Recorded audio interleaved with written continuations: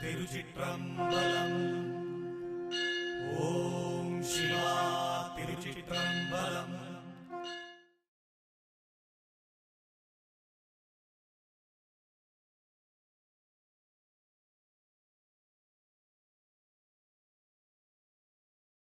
ಭಿಕ್ಷೆಯೇ ರಕ್ಷೆಯಾಗುವುದು. ನಮ್ಮನ್ನು ರಕ್ಷಿಸುವುದು ಭಿಕ್ಷೆ.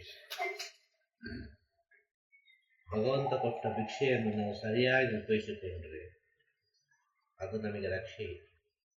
ಭಗವಂತ ಕೊಟ್ಟ ಭಿಕ್ಷೆಯನ್ನು ನಾವು ಸರಿಯಾಗಿ ಉಪಯೋಗಿಸಲಿಲ್ವಾ ಅದು ಎಲ್ಲೆಲ್ಲಿಗೆ ಹೋಗ್ತದೆ, ಮತ್ತೆ ಭಿಕ್ಷೆಯೇ ಬಿಡು. ನಾನು ಎಂಬುದು ಹೋಗಬೇಕು ಅಂತ ಹೇಳಿದ್ರೆ ಭಿಕ್ಷೆ ಬೇಡಲೇಬೇಕು. ಯಾವುದೋ ಒಂದು ರೀತಿಯಲ್ಲಿ ಭಿಕ್ಷೆ ಬೇಡಬೇಕು. ಎಲ್ಲರೂ ಭಿಕ್ಷೆ ಬೇಡುವುದಿಲ್ಲ. ಎಂಥ ಕೋಟ್ಯಾಧಿಪತಿ ಆದರೂ ಸರಿ, ಯಾರಾದರೂ ಸರಿ, ಭಗವಂತನ ಮುಂದೆ ಹೋಗಿ ಭಿಕ್ಷೆಯೇ ಬೇಡುದು. ಭಗವಂತ ಕೊಟ್ಟ ಭಿಕ್ಷೆಗೆ ಬೆಲೆ ಕಟ್ಟಲಿಕ್ಕೆ ಸಾಧ್ಯ ಇಲ್ಲ. ಭಗವಂತ ಕೊಟ್ಟ ಭಿಕ್ಷೆ ಯಾವುದು? ಭಗವಂತ ಕೊಟ್ಟ ಭಿಕ್ಷೆ ಯಾವುದು? ನಮಗೆ ಜನ್ಮನ ನಮಗೆ ಜನ್ಮ. ಜನ್ಮ ಇದು ಹೇಳುದು. ಆ ಜನ್ಮ ಬೇಕು ಅಂದ್ರೆ ಏನು ಬೇಕು? ಪುಣ್ಯ. ಪುಣ್ಯ ಬೇಕು. ಆ ಪುಣ್ಯವನ್ನು ತಿಳಿದುಕೊಳ್ಬೇಕಾದ್ರೆ ಏನು ಬೇಕು? ಸತ್ಯ.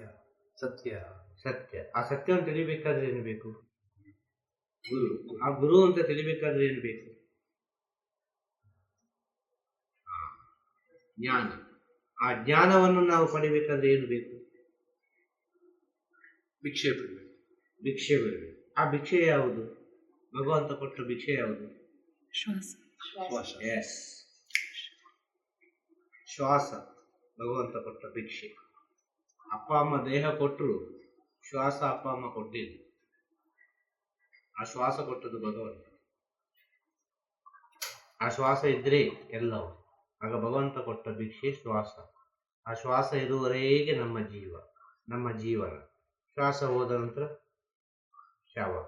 ಯಾರಿಗೂ ಬೇಡ ಅಲ್ವಾ? ಹೌದು. ಸತ್ಯ ಅಲ್ವಾ? ಹೌದು. ಆಗ ಭಗವಂತ ಕೊಟ್ಟ ಭಿಕ್ಷೆ ನಮಗೆ ಶ್ರೀ ರಕ್ಷೆ ಅಂತ ಹೇಳಿ. ಆದ ಕಾರಣ ನಾನು ಎಂಬುದು ಹೋಗಬೇಕು ಅಂತ ಹೇಳಿದರೆ ಆ ಭಿಕ್ಷೆ ಬಿಡಲಿಕ್ಕೆ ಸರಿಯಾಗಿ ಕಲಿಬೇಕು ಅಂತ ಹೇಳುದು. ಅದೇ ಸನ್ಯಾಸ ಧರ್ಮದಲ್ಲಿ ಹೇಳುವುದು. ಅದೇ ಶ್ರೀ ಗುರುಮಾರ ಧಾರಣೆ ಮಾಡುವಾಗ ಹೇಳುವಂಥ ವಿಚಾರ. ಒಂದು ದಿನ ಆದರೂ ಭಿಕ್ಷೆ ಬೇಡಿ ಬನ್ನಿ, ಬೇರೆ ಏನಲ್ಲ. ಗುರುವಿಗೆ ಬೇಕಾಗಿ ಭಿಕ್ಷೆ ಬೇಡಲಿಕ್ಕೆ ನೀವು ರೆಡಿ ಇರ್ತಿಲ್ಲ. ನಿಮಗೇನೋ ಒಂದು ವಿಚಾರ ಹೇಳಲಿಕ್ಕೆ ಕೊಡ್ಲಿಕ್ಕೆ ರೆಡಿ ಇರ್ತಾರೆ. ಅಷ್ಟರ ಮಟ್ಟಿಗೆ ಕಳಿಸ್ತಾರೆ ಒಂದು ಗುರು ಸೇವೆ ಅಂತ ಹೇಳಿದರೆ. ಅವನನ್ನು ಭಿಕ್ಷೆ ಬೇಡವಲ್ಲರಿಗೆ ಮಾಡಿಬಿಡ್ತಾರೆ. ಆ ಭಿಕ್ಷೆ ಬೇಡವಲ್ಲರಿಗೆ ಮಾಡಿದ ನಂತರ ಆ ಭಿಕ್ಷೆ ಬೇಡಲಿಕ್ಕೆ ಇವ ಯೋಗ್ಯವಾದವ, ಇವನಿಗೆ ಎಷ್ಟು ಭಿಕ್ಷೆ ಹಾಕಬೇಕು ಅಂತ ಭಗವಂತ ಹಾಕ್ಬಿಡ್ತಾರೆ. ಇಷ್ಟೇ ಇರೋದು ವಿಚಾರ. ಅರ್ಥ ಆಯ್ತಾ? ಇದು ಸನ್ಯಾಸ ಧರ್ಮದಲ್ಲಿ ಎಲ್ಲರೂ ಪಾಲಿಸಬೇಕಾದ ವಿಚಾರ.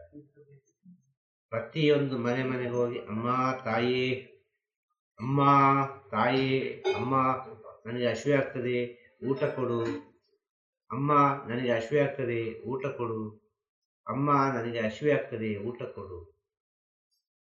ಈಗ 5 ಮನೆಯಲ್ಲಿ ಭಿಕ್ಷೆ ಕೇಳ್ಬೋದು. 5 ಮನೆಯಲ್ಲಿ ಭಿಕ್ಷೆ ಸಿಕ್ಲಿಲ್ವಾ? ಯಾವ ಮನೆಯಲ್ಲಿ ಕೇಳುವಾಗಿಲ್ಲ. ಮತ್ತೆ ಭಗವಂತ ನಮಗೆ ಇವತ್ತು ಊಟ ಕೊಡ್ಲಿಲ್ಲ. ಒಂದು.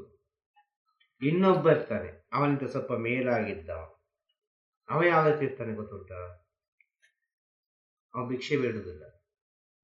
ಅವ ಕೂತುಕೊಂಡಲ್ಲಿ ಬಂದು ಭಿಕ್ಷೆ ಹಾಕಿ ಹೋಗ್ತಾನೆ. ಏನು ಬೇಕು ಅವನಿಗೆ ಎಲ್ಲ ತಂದು ಕೊಟ್ಟು ಹೋಗ್ತಾನೆ. ಅದು ಒಂದು ಸ್ಥಿತಿ. ಇನ್ನೊಂದು 5 ಮನೆಯ ಸ್ಥಿತಿ. ಇನ್ನೊಂದು 24 ಗಂಟೆ ಎಲ್ಲಿ ಬೇಕಾದ್ರೂ ಭಿಕ್ಷೆ ಬೇಡಿಕೊಂಡು ಊಟ ಮಾಡ್ತಾನೆ ಇರ್ತಾನೆ.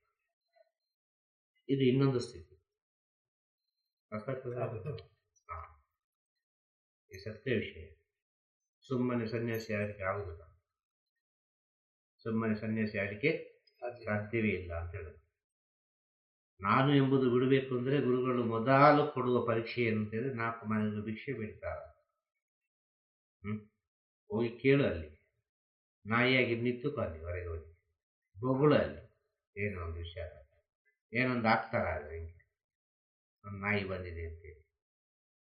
ಆ ಸ್ಥಿತಿಗೆ ನೀನು ಹೋಗಿ ಮುಟ್ಟಿದ ನಂತರ ಗುರು ನಿನ್ನನ್ನು ಹಂತ ಹಂತವಾಗಿ ಒಂದೊಂದು ಹೆಜ್ಜೆ ಮುಂದೆಡಿಸ್ತಾ ಬರ್ತಾರೆ. ಅಲ್ಲಿವರೆಗೆ ಬಿಡುವುದಿಲ್ಲ. ಅಲ್ಲಿವರೆಗೆ ಗುರುವಿಗೂ ನಿನಗೆ ಸಂಬಂಧವೇ ಇಲ್ಲ. ಗುರು ಅಂತ ನಿನಗೆ ಹೇಳಲಿಕ್ಕೆ ಸಾಧ್ಯವೂ ಇಲ್ಲ. ಯಾವಾಗ ನೀನು ಆ ಸ್ಥಿತಿಗೆ ಬದ್ಧನಾಗಿದ್ದಿ, ಆ ಸ್ಥಿತಿಯನ್ನು ನೀನು ಸ್ವೀಕರಿಸಿದ್ದಿ, ಆಗ ಗುರು ಅಂತ ಹೇಳೋದು ನಿನ್ನ ಕಣ್ಣಿಗೆ ಯಾವುದೋ ಒಂದು ರೂಪದಲ್ಲಿ ಕಾಣ್ತದೆ. ಆಗ ನಿನ್ನ ಕಣ್ಣಿಗೆ ಕಾಣುವುದ್ರೆ ನಿನ್ನ ಎರಡು ಕಣ್ಣಿಗೆ ಕಾಣುವುದಲ್ಲ, ಒಳಗೊಂದು ಕಣ್ಣು, ಅರ್ಥ ಆಯ್ತಲ್ಲ?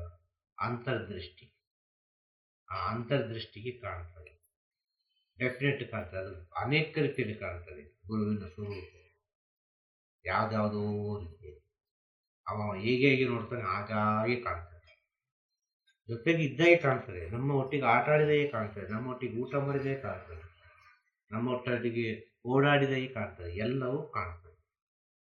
ಈ ಸತ್ಯಸ್ಥಿತಿ ಅಂತ ಹೇಳುದು. ಈ ಸ್ಥಿತಿಯಲ್ಲಿ ಒಬ್ಬ ಇರುವಾಗ ಅವರನ್ನು ಪ್ರಪಂಚ ಹುಚ್ಚ ಅಂತ ಹೇಳ್ತದೆ. ಪ್ರಪಂಚವನ್ನು ಸಾವಿರ ರೀತಿಯಲ್ಲಿ ಗೇಲಿ ಮಾಡ್ತದೆ, ಯಾವುದೊಂದು ರೀತಿಯಲ್ಲೆಲ್ಲ ಮಾತಾಡ್ತದೆ ಪ್ರಪಂಚ. ಸತ್ಯ ತಿಳಿದವ ಹೇಳ್ತಾನೆ, ಇಲ್ಲಪ್ಪ ಇದು ವಿಷಯ ಬೇರೆ ಇದೆ. ಈ ಸಮಾಜಕ್ಕೆ ಗಜಾನನ ಮಹಾರಾಜ ಮೊದಲು ಪರಿಚಯವಾದದ್ದು ಹೇಗೆ ಅಂತ ಹೇಳಿದರೆ, ಎಂಜಲು ಊಟ ಮಾಡುವಾಗ ಒಂದು ಮದುವೆ ಮನೆಯಲ್ಲೆಲ್ಲ ಊಟ ಮಾಡಿದ್ರೆ ಹೊರಗೆ ಹಾಕಿರ್ತಾರೆ ಎಂಜಿಲು. ಆ ಎಂಜಿಲನ್ನು ಅವರು ಊಟ ಮಾಡ್ತಾ ಇರ್ತಾರೆ. ಆಗ ಒಬ್ಬ ಹೇಳ್ತಾನೆ, ಯಾವ ಹುಚ್ಚ ಇವ ಅಂತ, ಇವನಿಗೇನು ತಲೆ ಸರಿಯಿಲ್ಲ ಅಂತ ಕಾಣ್ತದೆ, ಬುದ್ಧಿ ಮಾಂದ್ಯ ಅಂತ ಕಾಣ್ತದೆ ಅಂತ ಒಬ್ಬ ಹೇಳ್ತಾನೆ. ಇನ್ನೊಬ್ಬ ಹೇಳ್ತಾನೆ, ಇಲ್ಲ ಇವ ಸಾಧಾರಣದವ ಅಲ್ಲ, ಇವೊಂದು ಪರಮಶ್ರೇಷ್ಠ ಜ್ಞಾನಿಯಾಗಿ ಕಾಣ್ತದೆ ನನಗೆ, ಇವೊಂದು ಸಿದ್ಧ ಪುರುಷನಾಗಿ ಕಾಣ್ತದೆ, ಇವನು ಸರಸಾರಣ ಮನುಷ್ಯನಲ್ಲ. ಇಬ್ಬರು ಅರ್ಥ ಆಯ್ತಲ್ಲ? ಒಬ್ಬನಿಗೆ ಹಾಗೆ ಕಾಣ್ತದೆ, ಒಬ್ಬನಿಗೆ ಹೀಗೆ ಕಾಣ್ತದೆ. ಒಬ್ಬ ಗುರು ಅಂತ ಸ್ವೀಕಾರ ಮಾಡ್ತಾನೆ, ಒಬ್ಬ ಏನೋ ಒಂದು ಹುಚ್ಚನೋ ಬುದ್ಧಿಮಾಂತನೋ ಯಾರೋ ಒಬ್ಬ ಬಿಕಾರಿ ಅಂತ ಸ್ವೀಕಾರ ಮಾಡ್ತಾನೆ. ಆ ಗುರು ಅಂತ ಸ್ವೀಕಾರ ಮಾಡಿದವನ ಮನಸ್ಥಿತಿ, ಅವನ ಪರಿಸ್ಥಿತಿ, ಅವನ ಸ್ಥಿತಿಗತಿಗಳು ಎಲ್ಲವೂ ಬದಲಾಗ್ತದೆ. ಬಹಳ ಎತ್ತರಕ್ಕೆ ಹೋಗಿ ಬಿಡ್ತಾನೆ. ಅಂಥ ಗುಣ ಬೇಕು ಒಂದು ಸಾಧುವಿನ. ಅಂಥ ಗುಣ ಇದ್ದರೆ ಅಂಥ ಸಾಧುವನ್ನು, ಅಂಥ ಸಂತರನ್ನು, ಅಂಥ ಯೋಗಿಗಳನ್ನು, ಅಂಥ ಗುರುಗಳನ್ನು ನೀವು ಹೃದಯಪೂರ್ವಕವಾಗಿ ಒಪ್ಪಿಕೊಳ್ಬೋದು. ಸತ್ಯವಾಗಿ ಹೇಳೋದು, ಅಲ್ಲಿ ಜಾತಿ ಮತ ಕುಲ ಭೇದ ಯಾವುದಿಲ್ಲ. ಎಂಜಿಲು ಊಟ ಮಾಡೋರಿಗೆ ಎಂಥದ್ದುಂಟು? ಹೌದು, ಪರಮಶ್ರೇಷ್ಠ ಗುರು ಗಜಾನನ ಮಹಾರಾಜ.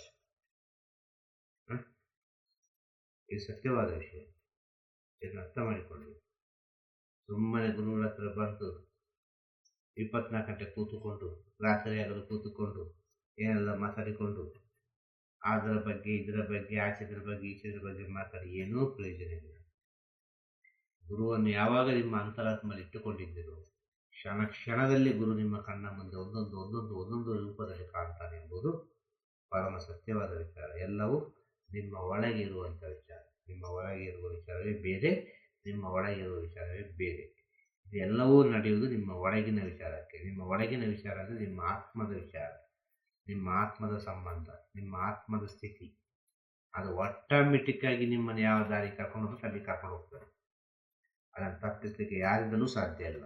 ಆತ್ಮ ವಿಧಿಯನ್ನು ಒಪ್ಪಿಕೊಂಡು ನಾನು ಸ್ವೀಕಾರ ಮಾಡ್ತೇನೆ, ನಾನು ನಿಮ್ಮ ಜೊತೆ ಇರ್ತೇನೆ, ಯಾವಾಗಲೂ ಜೊತೆಗೆ ಇರ್ತೇನೆ ಅಂತ ಹೇಳಿ ಆ ವಿಧಿಗೆ ಟೈಅಪ್ ಆಗಿಕೊಂಡು ಆತ್ಮ ಬರುತ್ತೆ.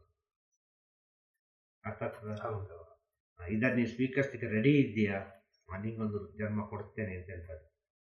ಆತ್ಮ ಕೇಳ್ತದೆ, ಡೆಫಿನೆಟ್ ಕೇಳ್ತದೆ, ನನಗೊಂದು ದೇಹ ಬೇಕು ಅಂತೇಳಿ.